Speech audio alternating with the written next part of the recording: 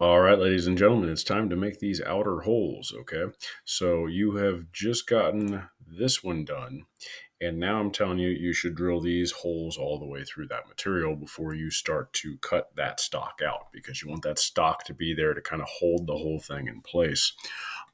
So to do that, I'm just going to use the 2D adaptive clearing and blah, blah, blah. All right. My geometry. I'm going to pick this one first.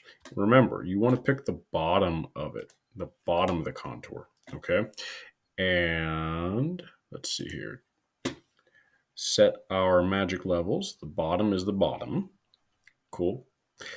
Top is the stock top height. We're going to leave that as is because remember, with the old tool path that we just carved out with this circle, this material over here is still there, okay? So this area over here, all the way around that circle, is still the original height material. So we need to leave that at the stock top. Change that to 0.1 and change that back to stock top, but 0.125. All right, cool. Let's see here. Tolerance, blah, blah, blah. Use shot multiple depths. Yes. We're going to go with 0.1 inches again. We may have to change all of those. I'm not interested in sanding any of this, so don't leave any stock. But do smooth that out for me. And no rapid retract.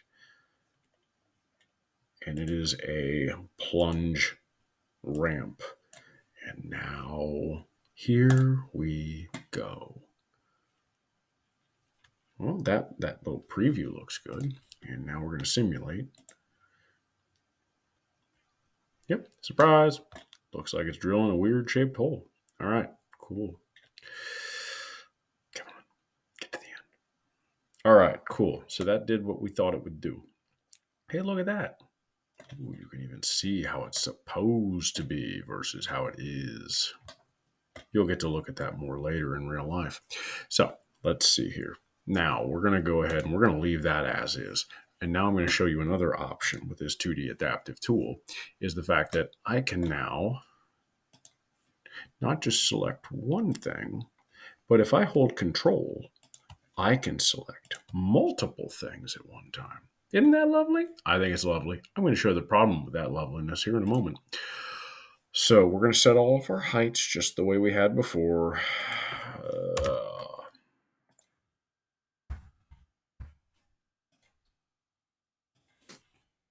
And tolerance, blah, blah, blah, blah, blah, blah, blah, blah, blah, blah.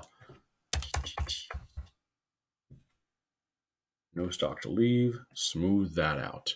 All right, cool. Let's go ahead and no rapid retract and stay down the most. Stay down the most. That way the bit stays down the most. Plunge depth. Click OK. All right, it's thinking. It's thinking a lot. Thinking for a while. Oh, cool. That looks great. That looks as though it might be exactly what we want because it'll drill down those crazy shapes and then it'll move over, right? Wrong. Let's go ahead and simulate this. And what we're going to find is that this is exactly what I'm warning you about. It will drill a level and then move over and drill the next level and then move over and drill the next level. And along this yellow path that's going across the face of your thing, if the tool happens to lose its z-axis calibration at any point in time, what it's going to do is it's going to leave that router running at, thousands of RPMs. It's just going to drag it right across that, and it's going to ruin the face of your thing. So that's why I'm cautioning you guys to do a single pocket, a single initial at a time. So that way you don't run into this problem. Even if you do lose z-axis calibration, what that'll mean is one of the holes is deeper than the other. Deeper into the bottom. Okay, so that's your word of caution because that's happened to me several times. So hopefully you found this video useful and informative, but now these stock things will be gone, and let's go ahead and close it out